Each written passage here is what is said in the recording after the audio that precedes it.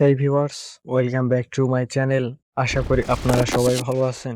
আজকের ভিডিওটি নতুন ইউটিউবারদের জন্য অনেক গুরুত্বপূর্ণ হতে চলেছে, তাই ভিডিওটি সম্পূর্ণ দেখার অনুরোধ রইল।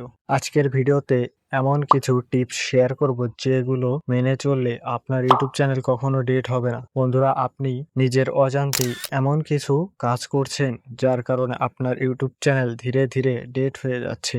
হ্যাঁ বন্ধুরা, এইরকম অনেক ইউটিউবার রয়েছে যারা ছোট ছোট ভুলের কারণেই তাদের চ্যানেল ডিলিট হয়ে যাওয়ার পথে, এবং তারা এখন ব্যর্থ ইউটিউবার। তারা কেউ ইউটিউবে সফল হতে পারেনি। তো আপনারা ইউটিউবে কয়েকটি ভিডিও আপলোড করেন, তারপরে যখন দেখেন ভিডিওতে 2-1টি ভিউ আসে, 10টি-20টি করে ভিউ আসে, তখন আপনি আপনার ভিডিওটি ডিলিট করে দেন।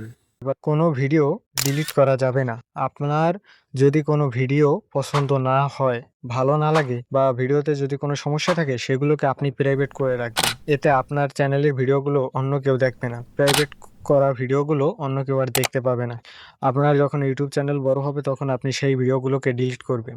আপনি যদি ইউটিউব থেকে ভিডিওগুলো এইভাবে ডিলিট করতে থাকেন, তাহলে আপনার ইউটিউব চ্যানেলের উপর ব্যাড ইফেক্ট আসতে পারে, যার কারণে আপনার চ্যানেলের ভিউ এমনিতেই ডাউন হয়ে যাবে এবং আপনার চ্যানেল ডেড হয়ে যাওয়ার সম্ভাবনা বেড়ে যাবে।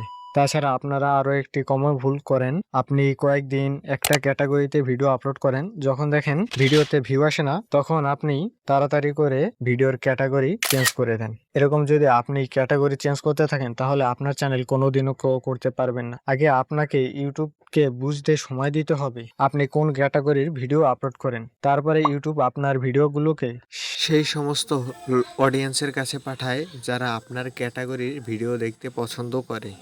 আর তার জন্য আপনাকে একই ক্যাটাগরি ভিডিও আপলোড করতে হবে। যদি আপনি ফানি ভিডিও আপলোড করেন, তাহলে আপনাকে শুধু ফানি ভিডিওই আপলোড করতে হবে। আপনি যদি ক্যাটাগরি চেঞ্জ করেন তাহলে হবে না। তাই আপনি এখনই সিদ্ধান্ত নিন আপনি আপনার ইউটিউবে কোন ধরনের ভিডিও আপলোড করতে চান, এবং আপনি সেই ধরনের ভিডিও আপলোড করতে থাকুন। তো বন্ধুরা, এই ছিল আজকের ভিডিওটি যদি ভালো লেগে থাকে তাহলে ভিডিওতে একটি লাইক করে চ্যানেলটি সাবস্ক্রাইব করে রাখবেন। ভিডিওটি যদি কোনো জায়গায় বুঝতে অসুবিধা হয়, কমেন্ট করবেন, আমি আপনার সমস্যার সমাধান করে দেব। তাছাড়া আপনি কি ধরনের ভিডিও চান সেটি কমেন্টে জানাবেন, আমি সেই রকম ভিডিও আপলোড করব।